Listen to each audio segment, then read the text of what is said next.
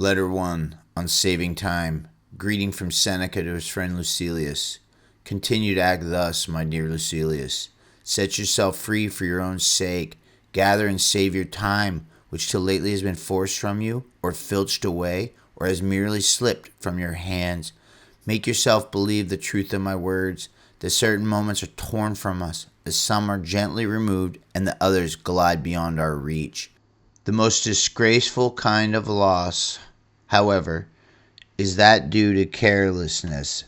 Furthermore, if you will pay close heed to the problem, you will find the largest portion of our life passes while we are doing ill, a goodly share while we are doing nothing, and the whole while we are doing that which is not of the purpose.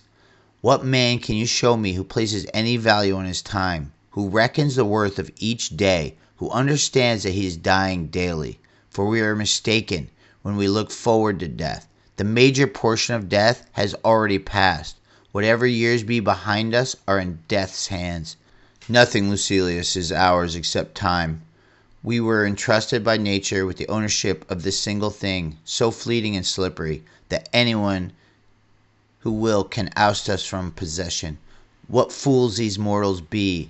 They allow the cheapest and most useless things, and can easily be replaced, to be charged in the reckoning after they have acquired them.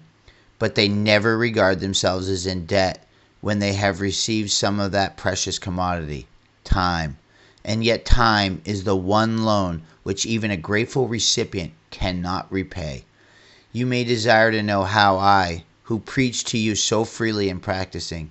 I confess frankly, my expense account balances as you would expect from one who is free-handed but careful. I cannot boast that I waste nothing, but I can tell you at least that I am wasting, and the cause of the manner of the loss. I can give you the reasons why I am a poor man. My situation, however, is the same as many who are reduced to slender means through no fault of their own. Everyone forgives them, but no one comes to their rescue. What is the state of things, then?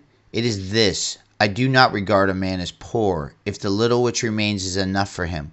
I advise you, however, to keep what is really yours, and you cannot begin too early, for, as our ancestors believed, it is too late to spare when you reach the dregs of the cask, of which remains at the bottom the amount is slight and the quality is vile. Farewell.